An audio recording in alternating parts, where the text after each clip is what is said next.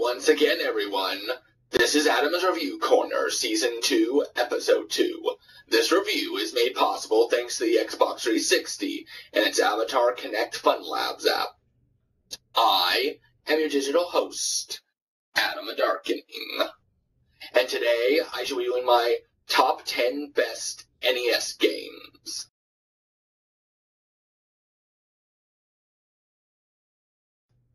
Go Noid, which was released by Capcom and featured the Domino's mascot out to defeat and save pizza from his evil doppelganger, Mr. Green.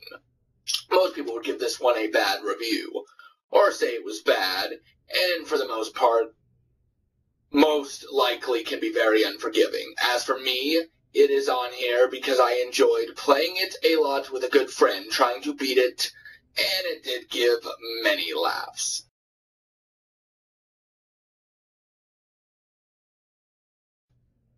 Ghostbusters 2.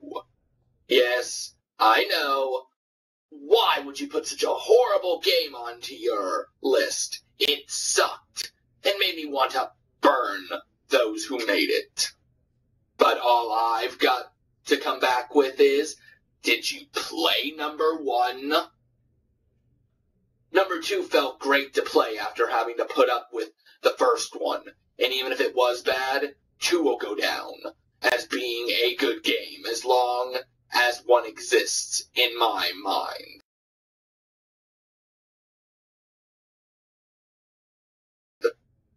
Gremlins 2, The New Batch, which was released by Sunsoft and featured most everyone's favorite little hero, Gizmo. Now, yes, I've noticed most of my best personal top 10 games have been movies, but back then there were a lot of them, more than today.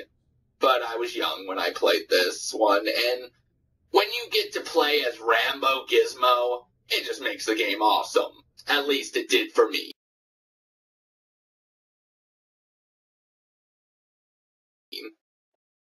Batman, also ironically done by Sunsoft, which of course let us play as one of our possible favorite comic book heroes, the Dark Knight himself, Batman.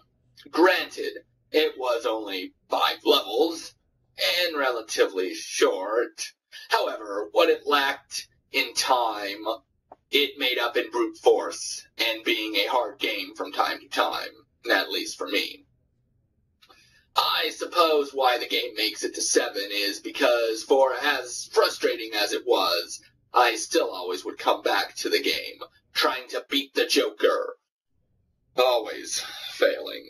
At least till recently this year, when I finally beat it and felt joy. So at that moment, I realized it really wasn't that bad.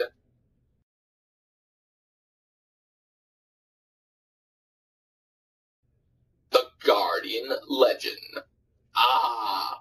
Finally, a game that isn't a movie or mascot making the way onto the list. Or, at least, I hope so. Anyway, this game is actually a sequel to another game called Gartic for the MSX. But of course, at that time, I wouldn't have known that. Here, it was released by Broderbond. It featured both an action-adventure and space shooter, which, for its time at least, for me, was a unique prospect that gave much enjoyment and variety. In this game, you played as a female who was sent as a guardian to protect the Earth from a planet, or something similarly shaped, and infiltrate it, setting off the self-destruct sequence. In general, this game was a great mix of 2 different elements that kept me playing. And even though the title may have been forgotten by people, or hardly anyone played it, this would be a good game, in my opinion, to try and find and give it a shot.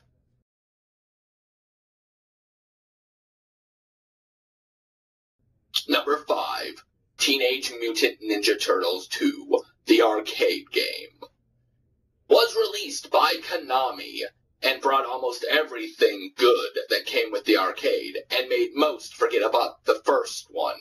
Being a Turtles fan, I had to give the NES a second chance after they shattered my heart with the first one. And they did deliver.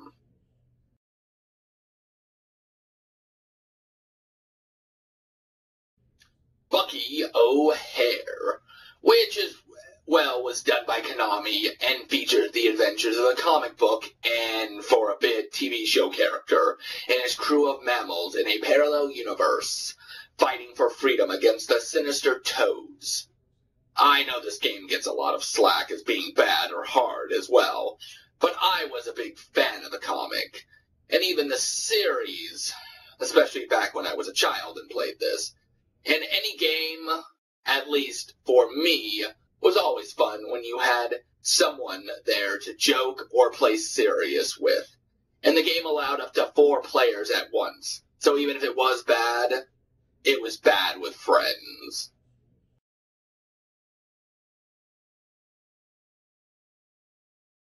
Ninja Gaiden 2, The Dark Sword of Chaos, which was released by Tecmo, and featured the story of the ninja Ryu Hayabusa, and continued his trilogy, as the game series made it up to 3 games for the NES. For me, the second game in the series was the best, however, with its stronger story, difficulty level that most hardcore NES players enjoyed back then, and just for the fact that at the time, it was the only Ninja Gaiden game I could beat on the NES.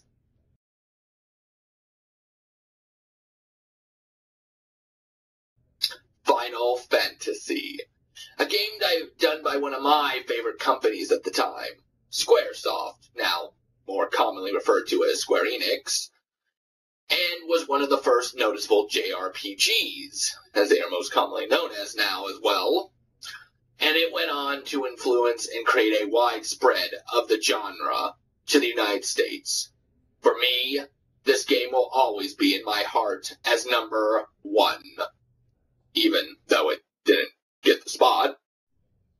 As in my youth, was the first game I could play again and again for long hours, and ended up turning me on to JRPGs and stories in general, helping to make me the person that stands here today.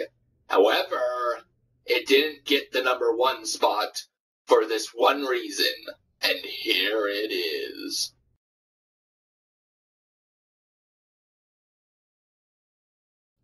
Super Mario Bros.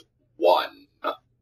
Yep, most everyone who had an NES started with this game, and if not for Nintendo and Shigeru Miyamoto helping save the video game industry after the crash back with E.T., then most, if not all of us gamers, would not be able to enjoy what we now have in this decade.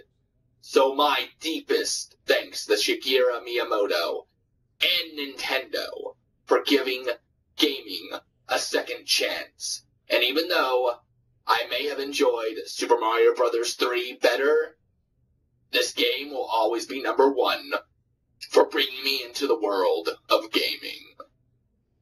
So until next time, come back to Atama's Review Corner, Season 2, Episode 3, for the review of Alan Wake. And remember, keep gaming and reaching for those achievements in games and life.